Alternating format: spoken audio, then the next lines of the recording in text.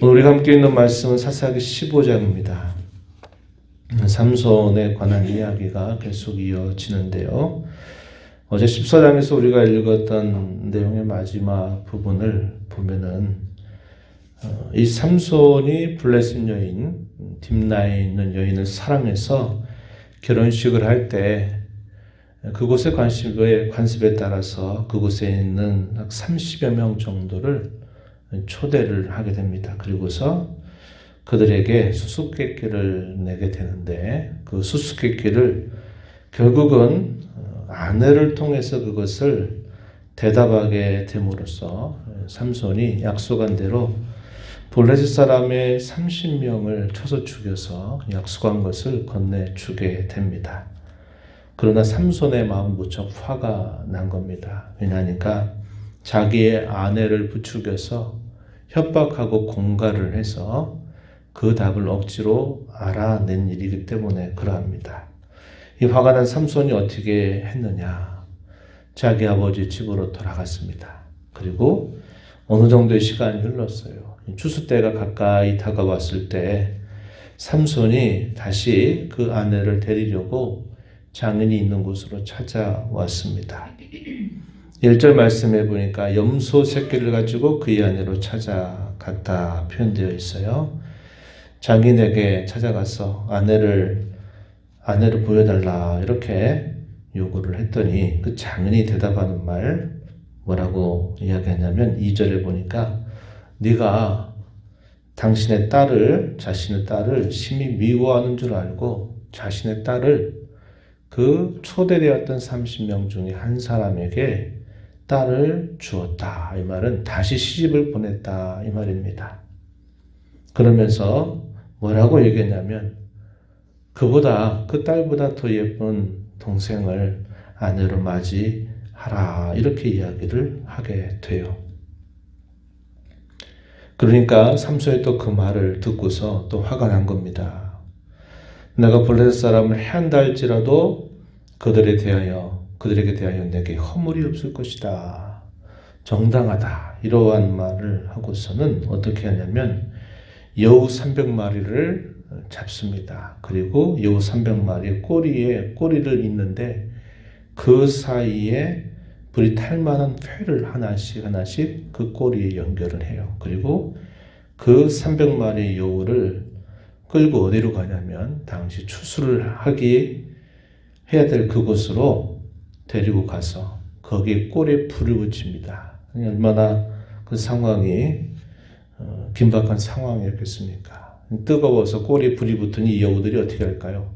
곳곳마다 피해서 막 달려갔겠죠. 근데 그 불이 붙은 그 꼬리에서 블레셋 사람들이 추수하고자 하는 그 곡식단들을 다 태워버리는 겁니다. 그러니까 난리가 난 것이죠. 그래서 사람들이 도대체 이게 무슨 일이냐 해가지고 물었더니 대답하기를 삼손이 이렇게 했다. 이렇게 대답을 하게 되는 겁니다. 그 이유까지도 분명히 밝히죠. 자, 그의 장인이 삼손의 아내를 빼앗아서 그의 친구에게 준 까닭에 이 삼손이 와서 이런 일을 했다라고 이렇게 이야기를 합니다. 그래서 이 블레셋 사람이 어떻게 하냐면 복수를 차마 삼손에게 못하고 그 장인의 집에 있는 사람들을 잡아가지고 그들을 불살라서 죽이는 또 만행을 저지르게 됩니다. 삼손이 그것을 알고서 또 어떻게 합니까? 화가 더 난 거죠. 그래서 내가 분명히 원수를 갚을 것이다 라고 이렇게 말하고서는 이 블레셋 사람들을 쳐서 죽이고 이 삼손이 어디에 숨어 있냐면 에단바위 틈이라고 하는 곳에 숨어 있습니다. 블레셋 사람들이 이걸 알아차렸어요. 그리고서 많은 사람들을 불러 모아서 이 에단바위 곁으로 가까이 찾아와서 진을 쳤습니다. 거기엔 유다 사람들이 머물러 있었어요. 유다 사람들이 도대체 왜 당신들이 이렇게 많은 군사를 데리고 이곳에 이렇게 왔느냐? 당신들이 우리를 다스리지 않냐? 그러면서 이야기를 하니까 삼손 잡으려고 이렇게 했다. 이렇게 대답을 하게 되죠. 그러니까 이 유다 지파의 사람 3,000명을 또 모아가지고 이 에단 바위에 숨어 있는 삼손을 찾아갑니다. 찾아가서 그에게 이야기를 하는 거예요. 지금 블레셋 사람들이 우리를 얼마나 지금 괴롭히고 있는지 너 알지 않냐? 그러면서 왜 이런 일을 행했냐? 이렇게 물었더니 삼손이 대답하죠. 그들이 내게 행한 대로 내가 복수한 것이다 라고 대답을 합니다. 그러면서 뭐라고 이야기하냐면 우리가 너를 결박해서 너 데려가기를 원한다. 죽일 마음은 없다. 단단히 결박해서 이 블레셋 사람이 넘겨주면 이제 이 모든 일들이 잔잔해지지 않겠냐. 이렇게 서로 얘기를 하고 삼손은 순순히 그 유다 지파 사람들의 말대로 결박을 당한 채 이들에게 넘겨지게 됩니다. 그런 과정에서 이 블레셋 사람들이 이제 삼손을 묶여있는 삼손을 향해서 다가오게 될 때 여호와의 영이 이 삼손에게 큰 힘을 주니까 불탄 삼같이 그 결박했던 단단한 줄을 다 끊어버리게 되고 그 근처에 있었던 나귀의 턱뼈 하나를 손에 들고서 이 블레셋 군사들과 싸움을 벌이는데 이 나귀 턱뼈로 블레셋 군사 1000명을 너끈히 다 처단해서 죽이는 일이 있게 된 겁니다. 이런 일이 뭐 있을 만한 그런 일이 되지 못하죠. 한 사람이 그 블레셋 군사들을 이렇게 쳐 죽이는 일은 그야말로 놀라운 기적이 아닐 수 없어요. 그래서 그 죽인 사람들을 계속 쌓아 놓게 되니까 이 나귀 턱뼈로 죽인 그 사람들이 마치 산이 되듯이 높이 쌓이게 된 겁니다. 그것을 가지고 이 삼손이 뭐라고 말하느냐. 라맛 레히라 불렀다 표현되어 있습니다. 17절 말씀에 그것을 말해요. 이것은 큰 승리를 이루게 하신 그 하나님의 손길을 기억하고자 그 곳 이름을 라맛 레히라고 이렇게 이름을 진 겁니다. 그 뜻이 무슨 뜻인가요?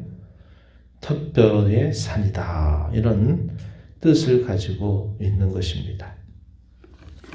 그런데 그 일과 함께서 어떠한 일이 있게 되었냐면 심히도 목마르게 됐어요.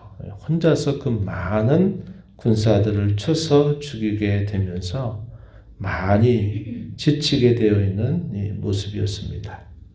그래서 그곳에서 물을 구하는데 쉽게 물을 구할 수 없는 곳이었어요. 그러다 보니까 그가 목마른 그런 상황에서 하나님을 향하여 간절하게 부르짖게 됩니다. 18절 말씀에 보니까 이 큰 구원을 베풀어 주셨지만 내가 이제 목말라 죽게 되어서 저 할례 받지 않은 블레셋 사람들의 손에 떨어지겠습니다. 말하면서 간절하게 하나님 앞에 자신의 처지를 아뢰게 되죠. 하나님이 또다시 이 삼손에게 또 기적을 베풀어 주시는데 그 레이한 우묵한 곳에서 물이 나도록 하나님께서 그에게 물을 공급해 주시게 된 겁니다. 물을 마시고 정신을 차렸던 그 삼손이 또 그곳 샘의 이름을 두고 또 이름을 지어요. 많이 들어보셨죠? 엔학고레라고 그 샘의 이름을 부르게 됩니다. 그 뜻은 무슨 뜻인가 소개해 주기를 부르짖는 자의 샘이다. 혹은 그의 힘이 그에게 다시 돌아왔다. 이런 뜻을 가지고 있다 한 것입니다. 승리에 도취했던 삼손, 그를 그 어느 누구도 건들 수 없을 만큼 강력한 그 힘을 발휘했지만 마실 물이 없게 되니까 목말라 죽게 되는 그런 상황이 그에게 있게 된 거죠.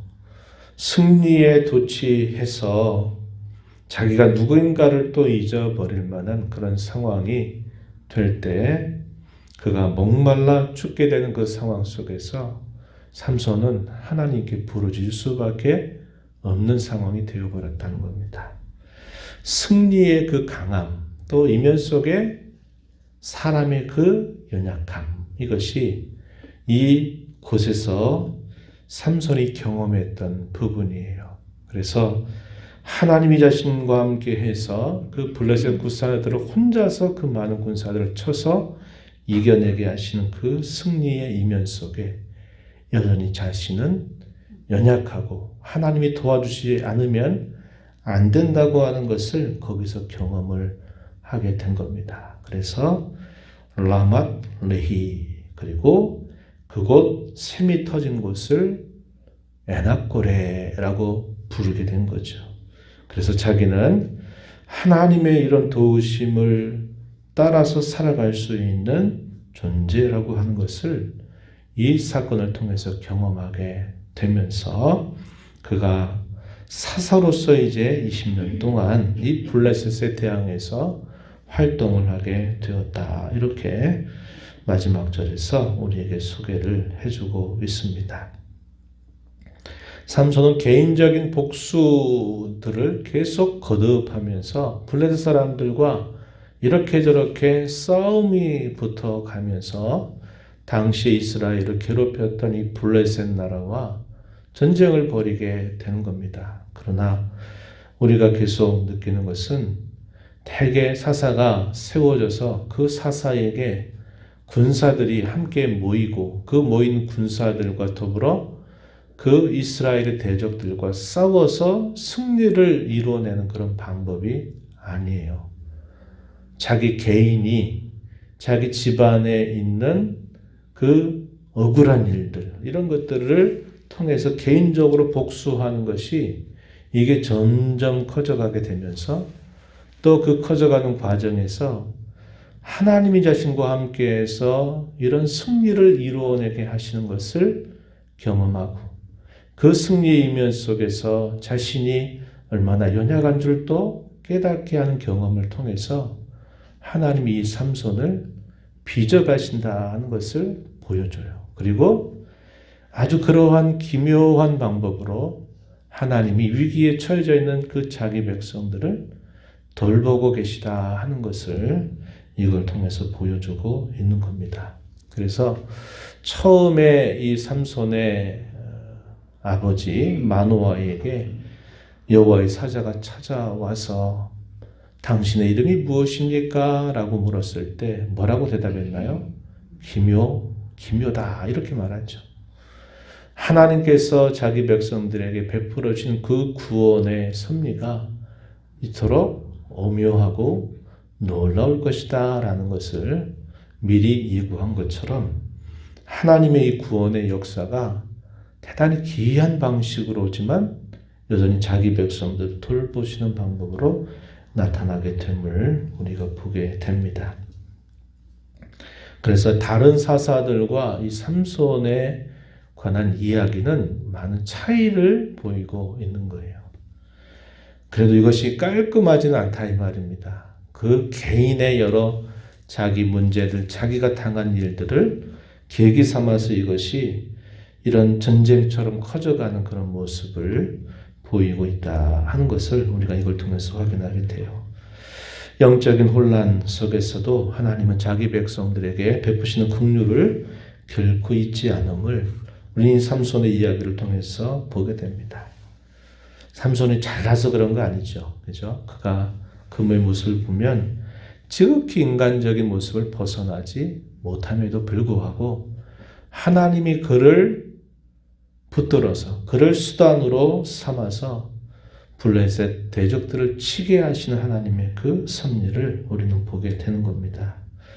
자기 백성들에게서 구원의 근거를 도무지 찾아볼 수 없는 상황이었어요. 적어도 다른 시대의 사사 때에는 이스라엘 백성들이 괴롭힘을 당하면서 하나님 앞에 부르짖는 모습이라도 있었어요. 하나님, 우리를 불쌍히 여겨달라고 부르짖는 모습이 있지만 이 삼손이 등장했던 그때는 이스라엘 백성들이 부르짖는 일조차 하지 않은데 하나님이 태어날 때부터 나실인으로 사사로 구별해서 자라게 하시는 그 일을 통해서도 하나님 여전히 때를 따라서 자기 백성들에게 긍휼을 베푸셔서 자기 백성을 돌보고 계시다 하는 것을 우리는 이걸 통해서 봅니다. 하나님은 자기 백성들에게서 구원의 근거를 도무지 찾아볼 수 없는 상황 속에 있을 때에도 하나님은 약속하신 구원을 이루어 가시는 신실하신 하나님이심을 잘 보여주게 됩니다. 오늘 저와 여러분을 대하시는 하나님의 마음은 어떨까요? 우리가 하나님 앞에 사랑받을 만한 일을 잘해서 하나님이 도와줄 수밖에 없는 모습처럼 우리가 하나님을 잘 섬겨서 하나님 우리를 도와주시는 것이 아닐 때가 너무나 많아요. 그러나 하나님은 저와 여러분에게 약속하신 이 구원을 변함없는 사랑으로 우리에게 베풀어 주시며 인도하고 계시다는 것을 우리는 경험하게 되죠. 이런 하나님의 변함없는 사랑에 대하여 늘 감사하고 감격하는 저와 여러분이 되어야 하겠습니다.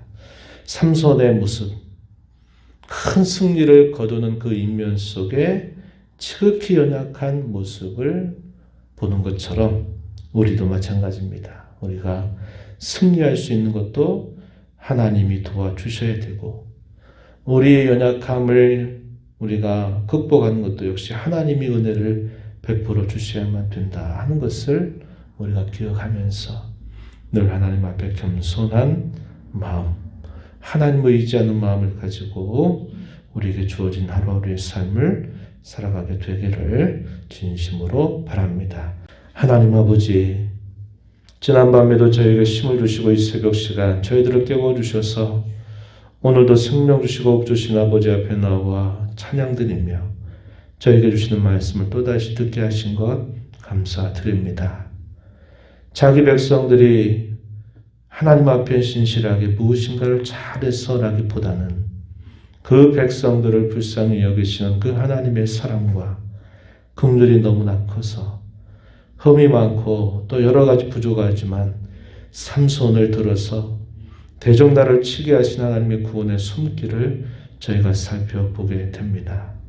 삼손은 이러한 일들을 겪어가면서 하나님이 누구이신가를 더 배우고 경험하게 되면서 하나님을 의지하는 법을 배워가며 그가 사사로서 더 성숙하고 성장해가는 모습을 저희가 살펴봅니다. 모든 구원이 하나님께로부터 주어지는 일을 먼저나 기억하여 베푸신 그 구원에 늘 감사하고 감격하는 저희의 모습이 되게 하시고 하나님을 떠나서는 저에게 승리도 우리의 연약함이 가려질 수도 없음을 기억하고 늘 하나님 앞에 의지하며 순종하며 살아가는 저희가 되도록 주장하여 주옵소서. 은혜의 보호자 앞에 나와 아버지 은혜를 구하는 모든 심령들의 간구를 귀 빌어 주시고 응답하시기를 바라며 예수님 이름으로 기도하옵나이다. 아멘.